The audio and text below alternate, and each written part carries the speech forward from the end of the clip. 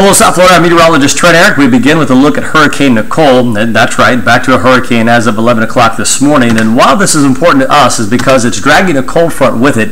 And you can see that well past Bermuda, and that line extends all the way into the Bahamas right here in South Florida. That's going to help trigger a chance of showers and thunderstorms again for tomorrow. Today, most of those were in the southern part of Broward and then dissipating over western Miami-Dade by about 3 o'clock. So the water temperature at the beach, 83, not the best beach days.